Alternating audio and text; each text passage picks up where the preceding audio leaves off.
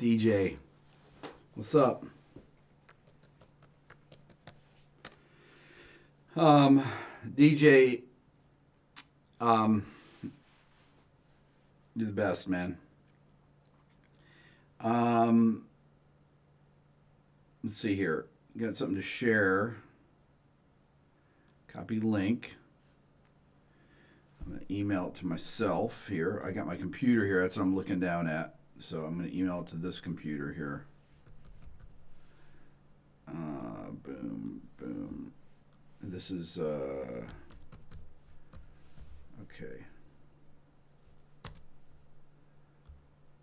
There we go. Wait, does it have to clear or something? Let's see here if it went through. Good to see everybody. Okay, first things first. This is a link for those of you that are on Reddit. This is a link for my new video. This is for our videos. If you want to go and upvote it and write something, or just upvote it even, because that's what's going to put my video over 1 million. My new video on drum machines, on quantizing. What's up, hypes? 5-Watt World, everybody in the house. So yeah, go to Reddit, follow that our videos thing. Everybody in here upvote it that has a Reddit account, and Reddit you can write a little comment there, and saying that whatever you say, whatever. But don't say I told you to go there and do it. Write a thoughtful thing. Do it right now. Go upvote it. Open up another tab. But that video will be like the Apple video. And the more views it gets before it gets taken down. That's the thing, is that it's still up. I mean, this is commentary. I can't see how this is like a reaction video, as far as I'm concerned.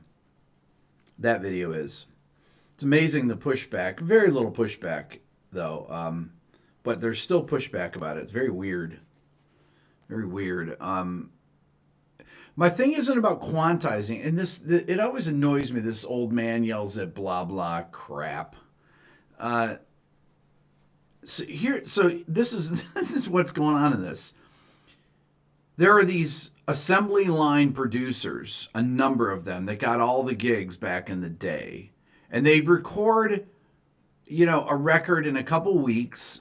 The producer would never be involved. They usually have an engineer that would track everything. They do 4-bar segments, and they say, okay, we got the verse. Let's do a fill into the chorus. And then they get their fill into the chorus. Then they would have a guy, the beat detective guy, a separate guy that would be at a different computer, a girl, and they would sit there and they'd beat detect the thing. Then they'd listen to it, make sure there weren't any weird transients. Then they'd move on to the next section. And everything was quantized to the 16th note.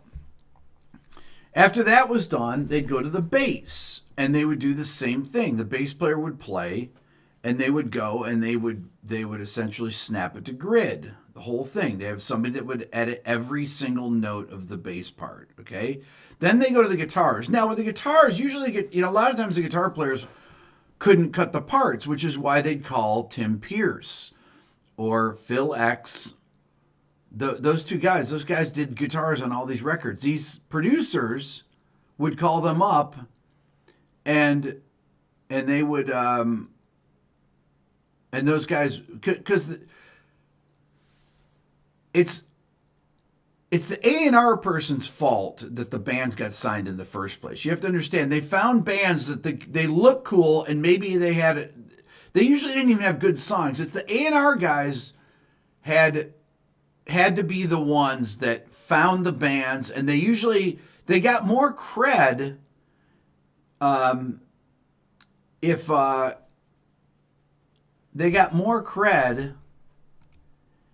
if the band was actually not very good. So it's telling me my chat is not getting enough video to maintain smooth streaming. I don't know. So they keep hiring the same producers over and over, and they turn around a record in a couple weeks and they just move on. It wasn't Daniel Lanois going and making, spending a year making So, Peter Gabriel, and then a year making the Joshua Tree. It wasn't Metallica making the Black Album in a year and a half. It's all cookie cutter. So Keith's giving me a hard time here. I'm gonna put him in a timeout. You knew a producer from Atlanta that he's giving me a hard time that played the parts after the band left. The bands, I played the parts with the bands being there because the labels would sign bands that couldn't play their own parts. Okay, that was always the problem. Is that it was a multitude of problems. A&R guys would sign bands that had no songs and couldn't play their parts. Okay, so then they'd have to get producers to come in, write their songs. I don't know why this stream is so weak right now. I'm going to try and restart the stream here. Stream is resumed, continuing. Yeah, this is really, I've got a red light here. Hang on, everyone. I'm going to restart the stream. It'll take me 1 second here. It'll come back. You'll see. Give me a second.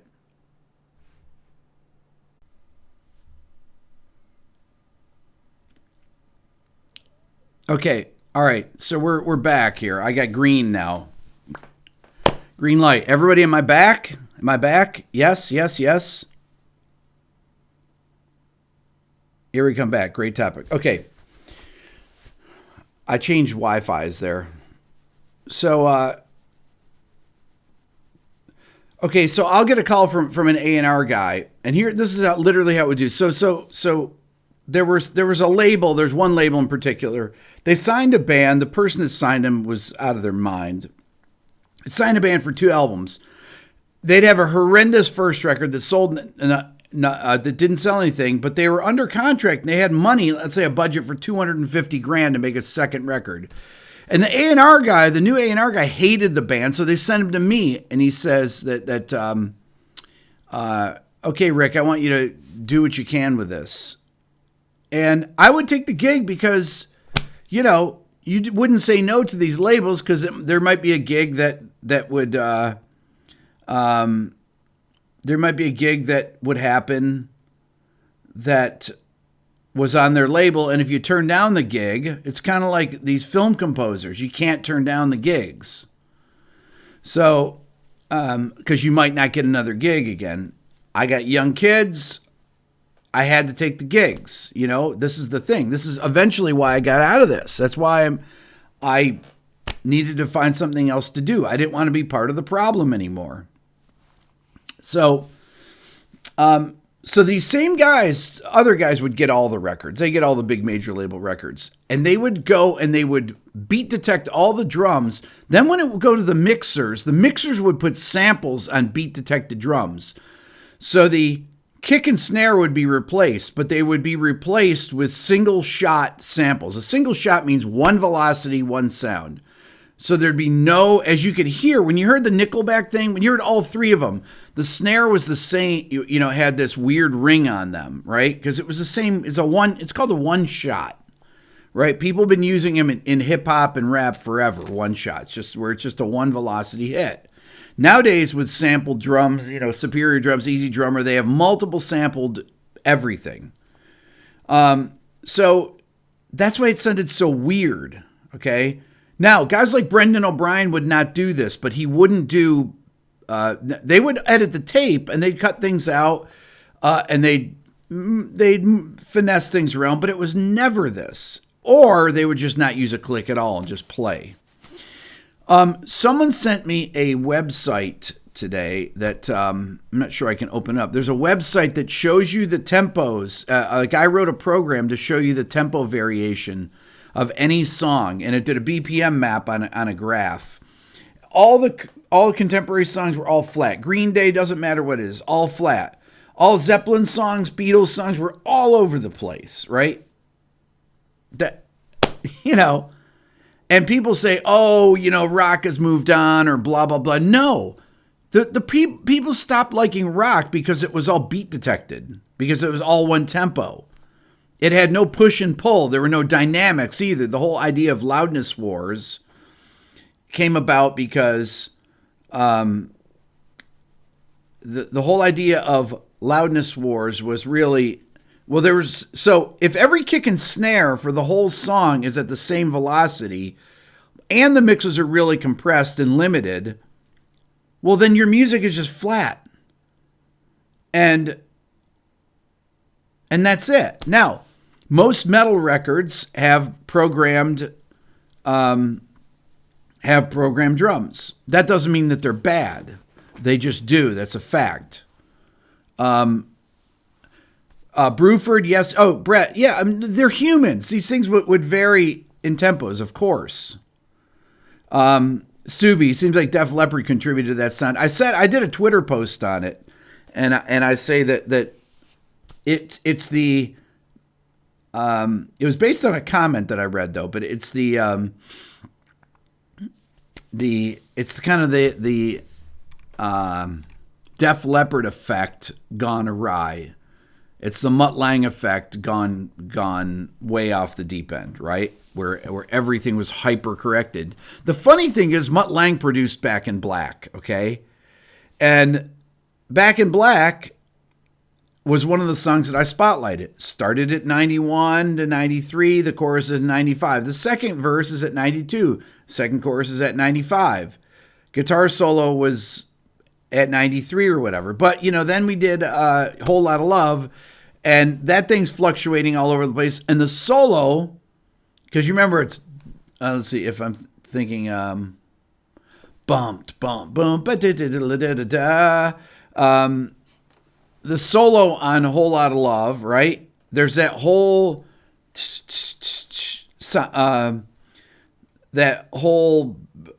hi-hat ride cymbal thing that they do with all the sound effects. With a theremin, right? That is 87 BPMs. So it's slowed way down. Because it's all played together. I mean, Bonham played, it's a single take. What's up, Renzo? So Mutt Lange was,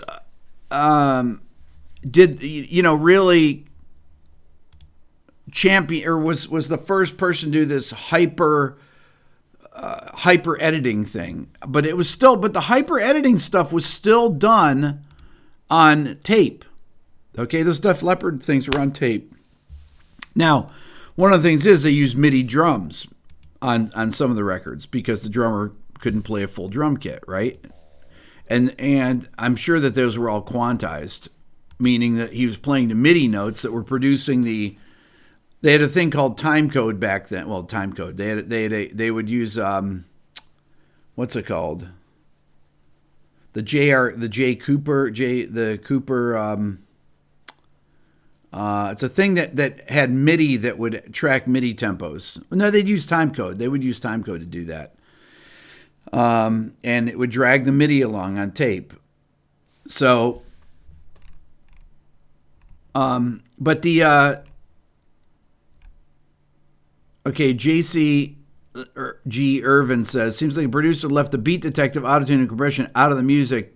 The music would stand today. Difficult to understand how they're killing it. Yeah. So this was a way for them, SMPTE, FSK tone. Thank you, Robert Andrew Jr. Appreciate that. FSK tone. So that's how MIDI would keep up with how you'd run MIDI instruments along with, or SMPTE. I wasn't doing major label records back then. So, but on 24 tracks, they would be running time code to sync the 224 tracks if they were recording 48 track analog, and they would do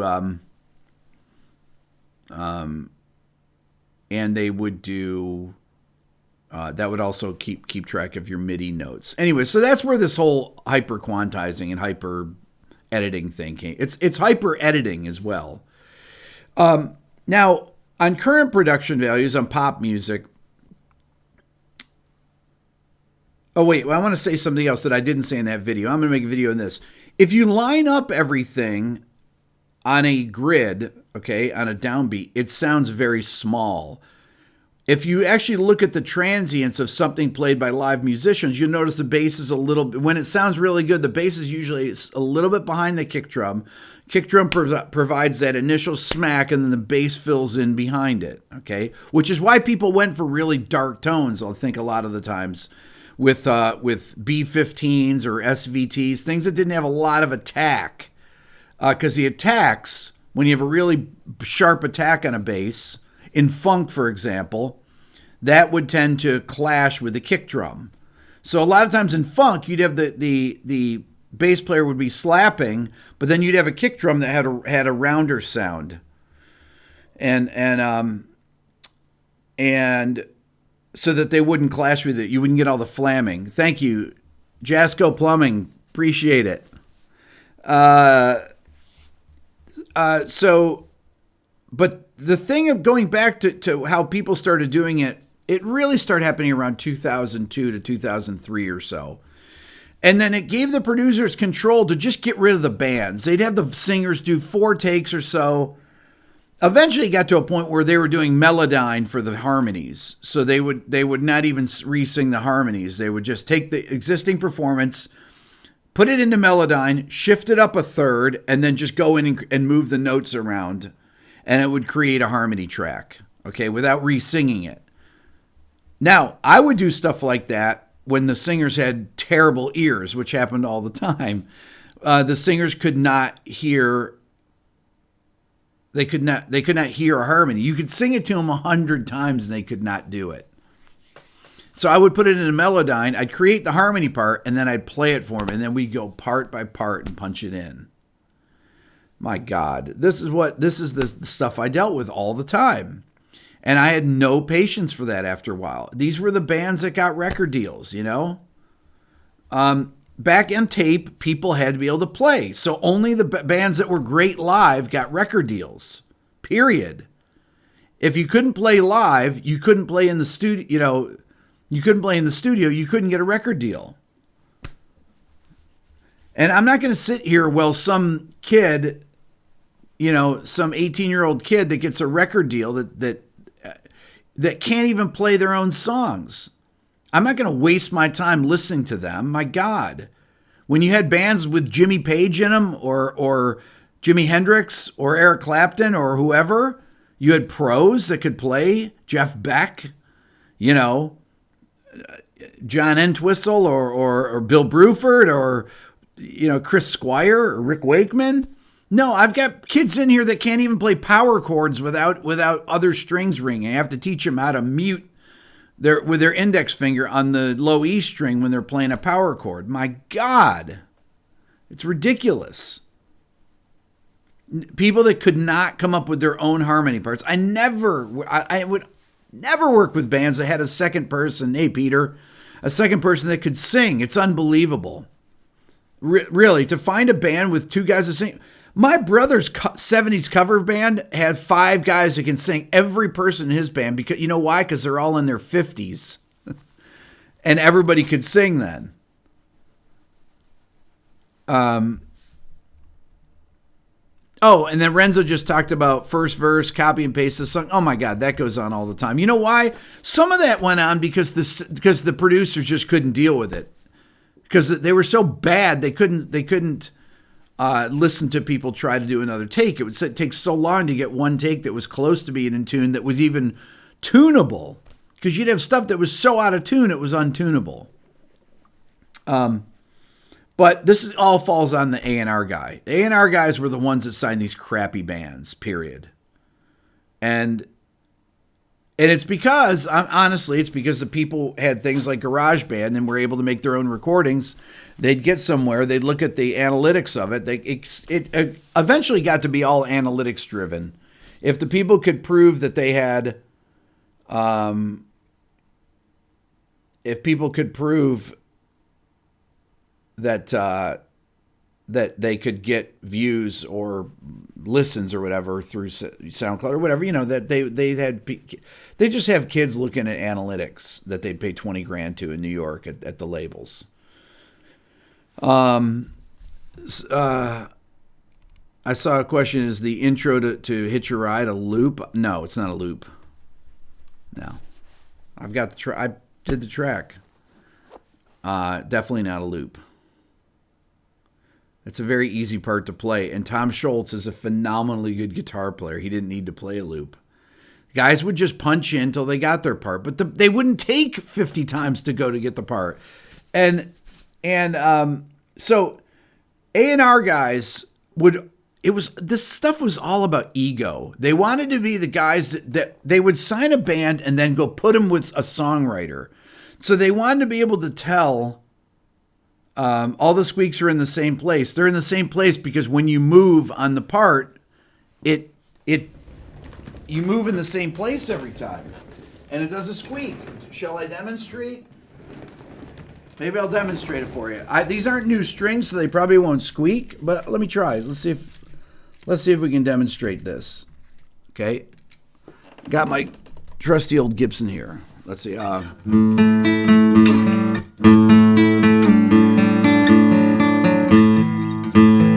Okay, you heard the squeak? That's why you hear the squeak, because this is exactly how the part is played. He actually slides on that note. It's a half step above that because there's a capo with it, because it's A flat for Brad's, or it's in B flat for Brad's voice.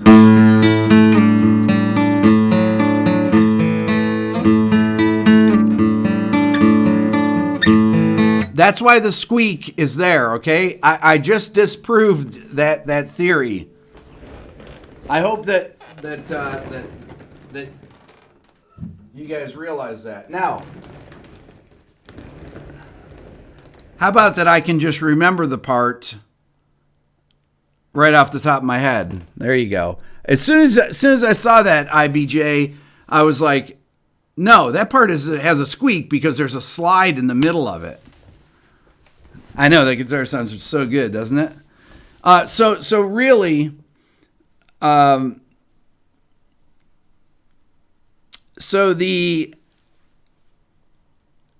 it's A&R guys wanted to tell people, I hooked so-and-so up with a songwriter. If you go through and you start looking at all those 2000 records there, you'll never see, it was never just one person writing the songs. That's why the Beatles use flat wounds, Peter. That's why you don't hear any squeaks on Beatles songs, on their acoustics. You'll never hear them, flat wounds. So you'll start seeing the same names show up to the same songwriters that would co-write all the songs. So you get professional songwriters to come in with rock bands. They would purposely sign people that couldn't really write their own songs. They might be just a great singer, and then they say, okay, well, we'll bring in so-and-so. Oh, we'll get Rick Beato to come in. I got songwriting credits. That's why I had a publishing deal. And I got work as a producer because I could also write. Now, did I ever write songs of my own? No, I never wrote my own songs. Why? Because I'm not a singer. I wrote my own orchestral music. I wrote my own rock music in my own band, but we had a singer and he wrote the lyrics. Or we'd work on them together. But I would never sit home and write my own songs. I just wouldn't. Now, if I was a singer, I'd probably write my own songs. I spoke to a really good friend of mine who I haven't spoken to in a couple of years, who lives in Nashville. He's a phenomenal songwriter. And we talked about kind of what's going on songwriting-wise in Nashville. And I'm going to go up and interview him and do some Nashville videos. I'm going to go talk to I'm going to see if I can get in and talk to some of the publishers and some of the execs up there. I know a lot of the people there. I just haven't been there in a few years, and there's some great people up there, and it's really fun, and they're hilarious, and some of the most talented songwriters are up there. So we talked about things that they could talk about, but man.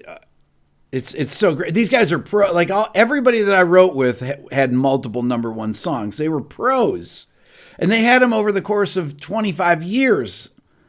My first session was with a guy named Tom Shapiro. The first co-write session. Tom Shapiro's in the Country Music Hall of Fame. He had 26 #1s, and he was a jazz. He had his master's degree from I think NEC, like me, in music. Right? And he's from Oklahoma. He went to school, got a music degree, moved to Nashville, and started writing songs. And he could play jazz piano and everything, right? Incredibly talented guy. And he was a total star songwriter. Brett says, so it's necessary the mother invention. In other words, these programs developed so the producers can control more. Yes. Did the tech come first and producers abuse? Yes, that's what happened. The tech came first. Now, bands that I worked with that were amazing were people. So I worked with the band Shinedown. Now, the singer Brent took one take to do his vocal parts. And he would want to punch in on things just to get the right emphasis on a word. And every single pass was phenomenal. The singer for Need to Breathe, every pass. He would only I'd have him do 4 passes and we'd comp. Usually I'd take the best pass, even though every pass was identical. They're all perfect.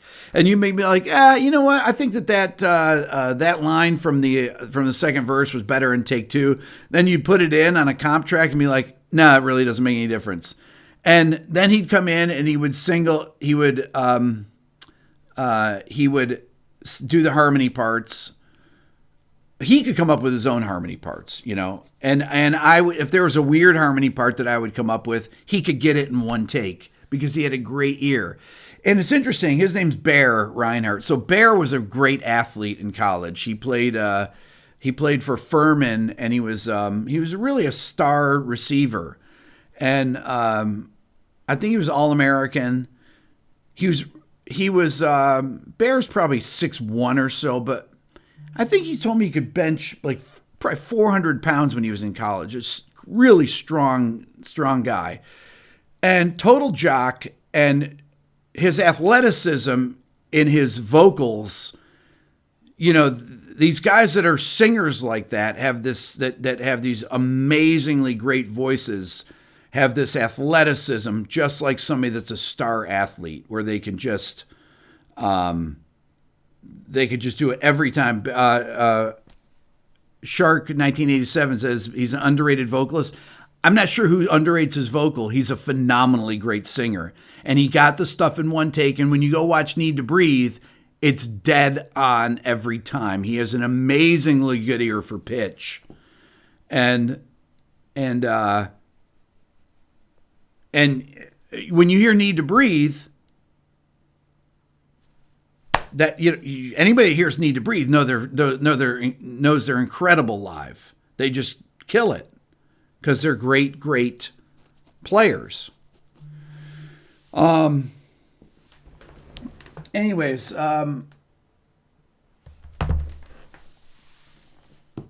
so there's my take on that. A lot of this stuff I would is not necessarily for the first channel for me to go in there, and I don't want to go in trash. I mean, a lot of these A&R guys I know, and they're great people. And to be honest with you, they were only doing this because they wanted to feed their families, okay? So in order to not lose their jobs, this is I'm giving you the straight talk here. In order to not lose their jobs, they're the same people that are still signing bands today, contemporary bands. When people say, oh, Rick is stuck in the past, blah, blah, blah. No, it's the same guys that are my age, that are head of A&R, that are whatever, the heads of A&R, the same people that run the labels. If I take Atlantic Records that Need to Breathe is on, Craig Kelman, who's been here in my studio, has been running Atlantic since 1990 something. He still is. He's younger than me. I want to say he's about 55.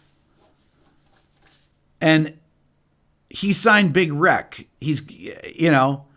But he signed everything on Atlantic. Every hip-hop artist that's on Atlantic, they go through him. He decides on everything. They have a head of A&R, and they have A&R people. Not many of them. But everything goes through the head of the label. Every decision. And then they pick the producers or force the bands to use producers. And this is what you get. And then the producer comes in and tells them that they're going to play them 4 bars at a time. The bands don't want to do that. The producers, they're out. What used to happen, the producers hate is that they'd have to get a session drummer. So it's like, okay, so in the 80s, the 70s, 80s, the 60s, whatever, it'd be like, where's Bernard Purdy? Have him come down. Vinny Colaiuta, yeah, we need to come down. Josh Freese, we need Josh Freese to come in and play. So the drummers would come in. The producers would know ahead of time the drummers couldn't cut it because the A&R guys would say, yeah, drummer's not going to be able to make it on the record. You think we can keep him in the band?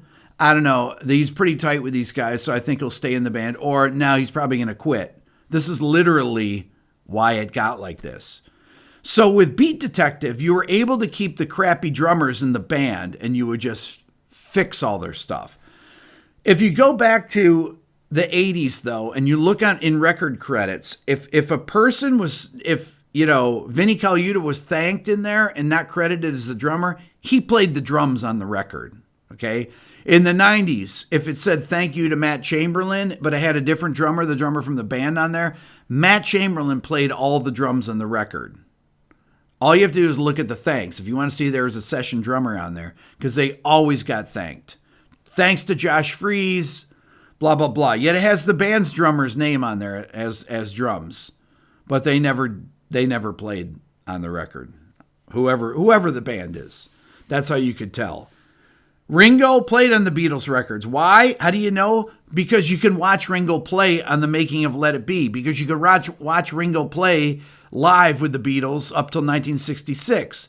That's his style. And you could tell if he didn't play the drums, if McCartney played something, because it doesn't sound like that. What's up, SB?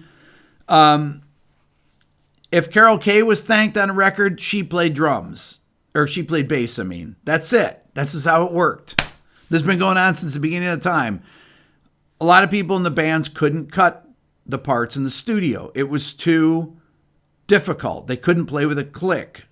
It's not even, they didn't even play with the clicks. They would just play and everybody could play together and they would play, if you listen to Steve Lukather, his guitar parts on Thriller, okay? Lukather's guitar parts they're Pro Tooled. His time was so good, he never made a mistake. They were dead on if you listen to when he goes dun dun dun dun dun bum bum ba dum dum, I'm trying to think of is it Billie Jean? One of those songs. Well, I mean he's playing rhythm guitar and everything, and it's just so in the pocket. And you can tell it's him. He's got that chorus guitar and he's playing these funky parts. And every single one, there's not a buzzed note. He never buzzed a note. He never played a bad note in a solo. These are the pros. Larry Carlton, when he came in for this stuff, they just wouldn't play any bad notes. They wouldn't. They'd never miss. They do one, a couple takes, one take, whatever. They just wouldn't miss. Once in a while, they might punch in if they'd say, a lot of times it'd be the actual session player. Hey, punch me in at this bar here. And the guys, the pros back then that were on tape had to be pros at punching in and out too. Human Nature, there you go.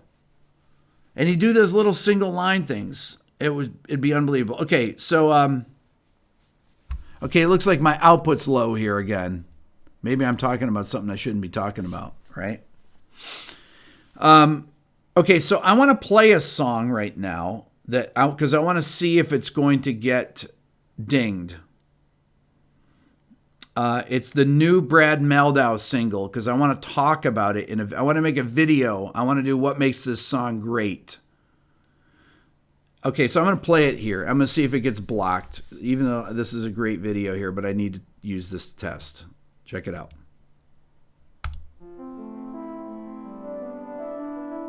Can you guys hear that?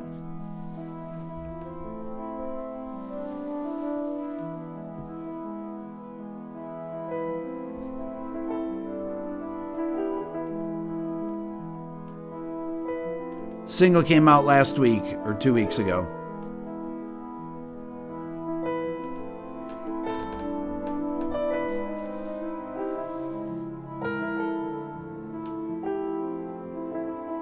Is it a Radiohead cover? I know.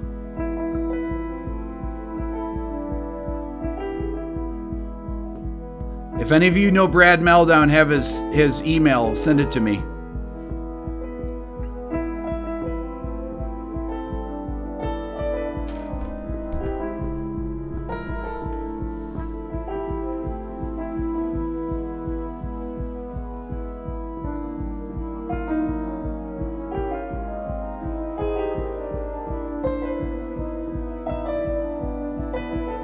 Brad Mehldau, this is.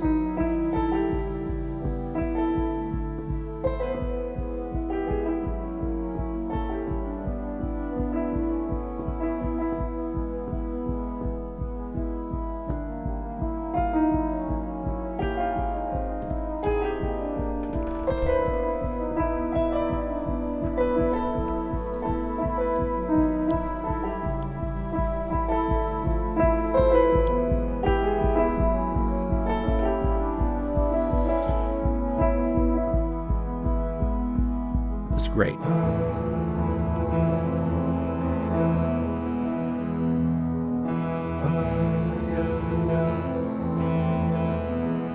It's called The Garden.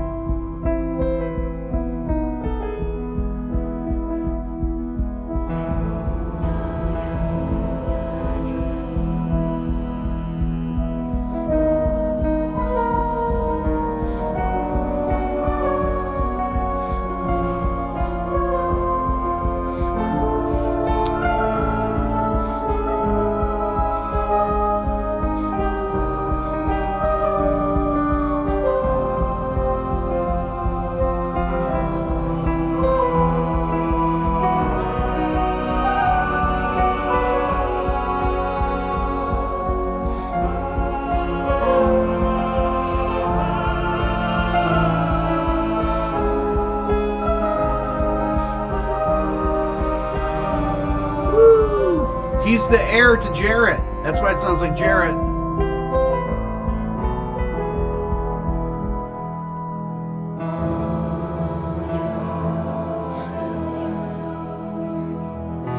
This is great. Wait for the drop.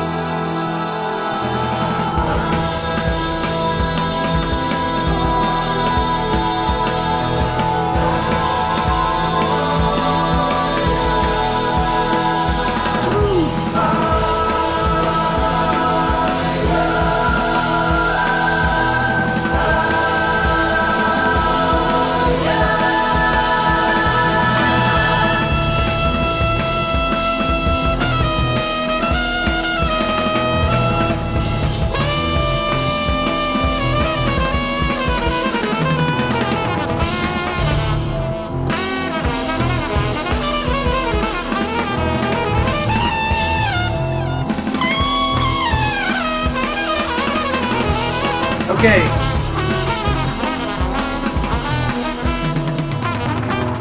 Okay, so that's Mark Giuliano on the drums. Okay, now that is interesting, right? What makes this song great? That's what I want to do.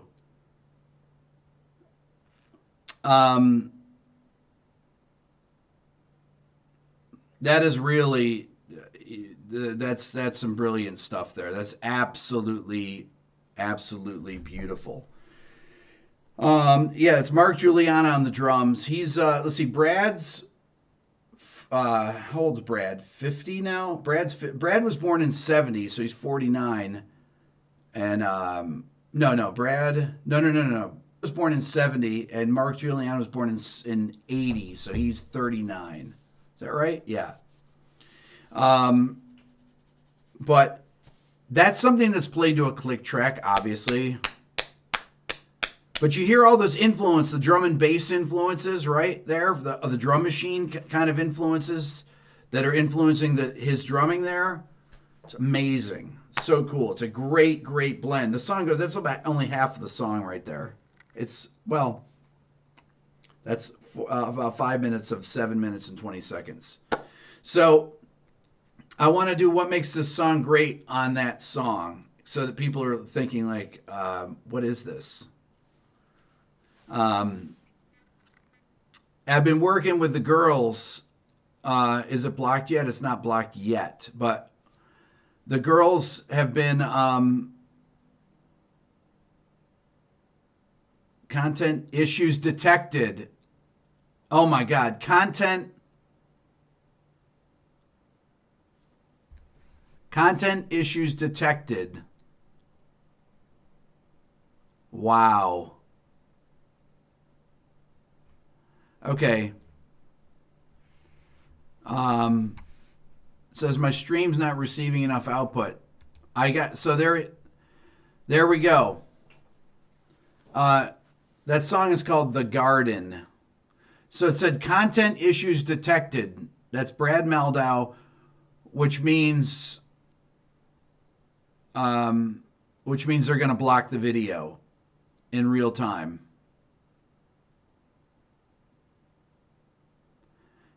On my stream, it said content issues detected.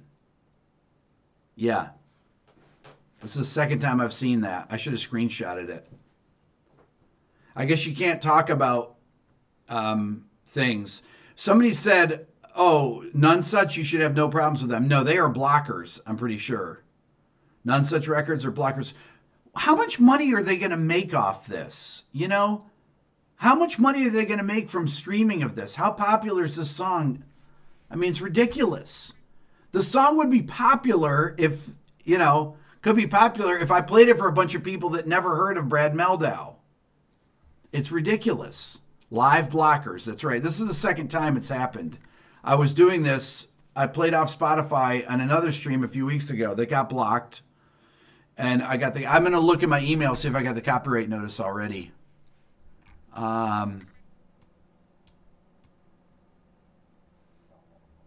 Let's see here. It has not come in yet, but it will. I mean, seriously, this is absolutely ridiculous, right? Why? Yeah, God forbid I promote his. Thank you, Glenn. So go to Reddit and while I have all of you on here, go to Reddit, upvote this, and leave a comment.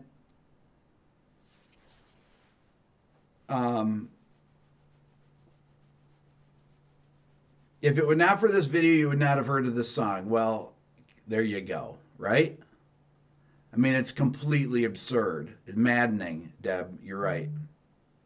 But you know what? This answered my question on whether it would get blocked or not. That's why I need to get in touch with Brad Meldau. If anyone knows him, please. First time I ever heard of him. You know what? I should be screen recording this thing. The official video has 36,000 views. My God. You never heard of him until right now. He's been putting out records for 25 years. I mean, this is a radio station, and I'm the DJ. I don't understand what the deal is. I am the DJ here. I just played a track, and we're discussing it. I don't know why. What is the difference? What is the difference?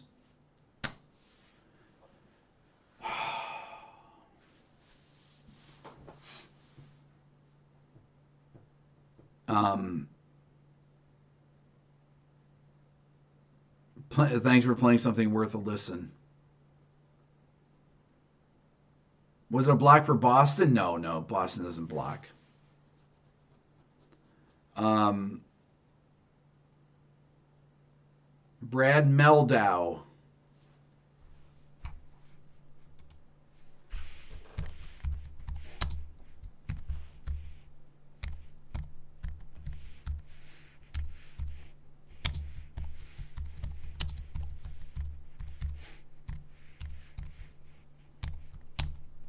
That's the song right there. Brad Meldau, The Garden.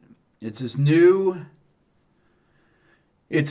song that's that his new single out. It's got 36,000 views on YouTube, okay? That will pay. I'll tell you how much money that will pay. Okay, if 1 million views pays $1,200, how much, do the math somebody, how much will 36,000 views pay?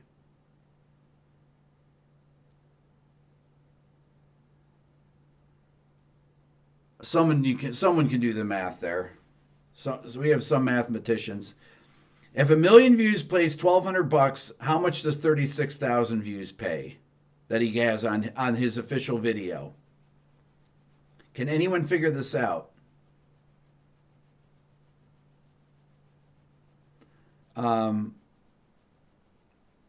Okay, not very much. How's that? $100? What about Spotify? That pays, it pays $200. Okay, there you go. $200, and then his Spotify plays a few $100s. Like $40? The discount code is still good, by the way, from earlier today. RB 1450. Everything in my store is 25% off. I've been running these sales on days like this, tax day. Finding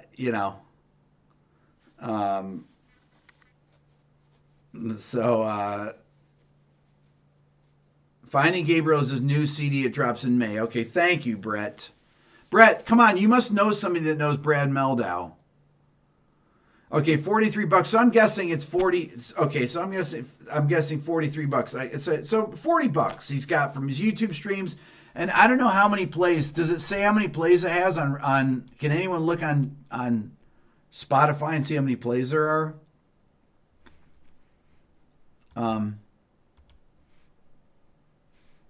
It doesn't say how many plays. Is there a way to look that up? How many plays he's had?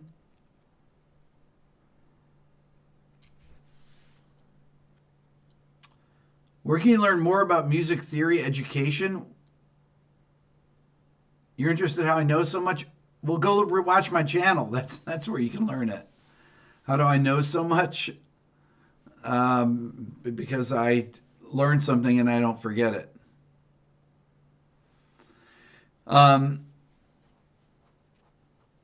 Okay, so how many streams could this thing have on Spotify? Let's say it's got 100,000 streams. It has 63,000 plays on Spotify. Okay, so that's probably pays about $10. Okay, so all this streaming that we have, that between YouTube, the $43 and the $10 on here, let's say it's $50. Okay, that's $100 that he's making, and he's worried about me playing it and telling people Brad Meldau's name? Give me a break. It's idiotic. I'm going to talk to Gary Burton about this when I interview him. And for those of you that don't know Gary Burton, You can buy 2 Beato books with that. There you go. Rick, we need a better answer. You need a better answer for what? He might get like 10% of that. I know, right? No, I mean, that's really what he's going to make off of it. Nothing. He's going to make nothing off of it. It's there to promote his live playing.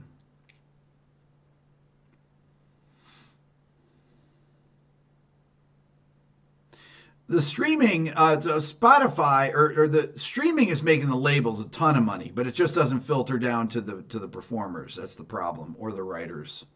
Not in the same way that the labels are making. One of my buddies told me that they had a song that they made $2,500 on from streams, and that the label they knew made $80,000.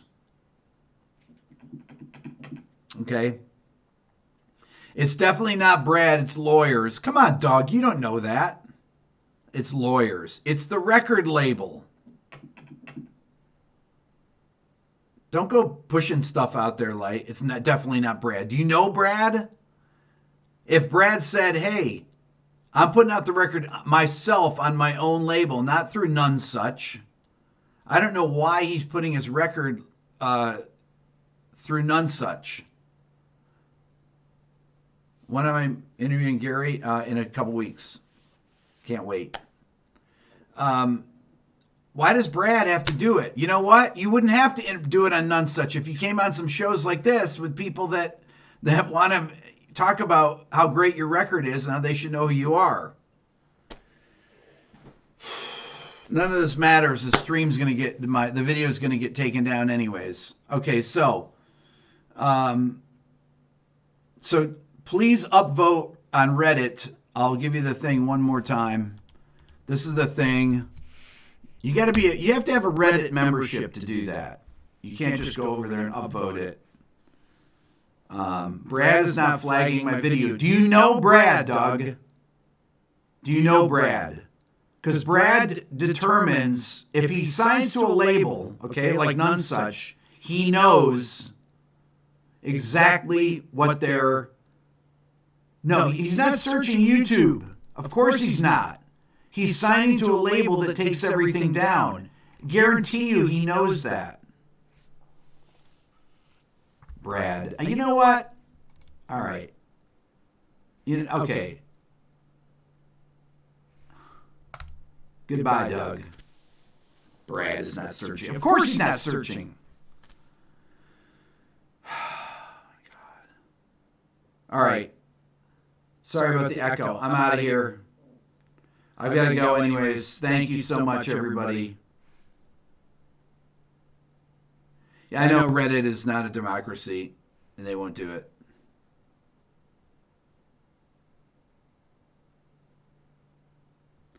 See you guys. Thank you.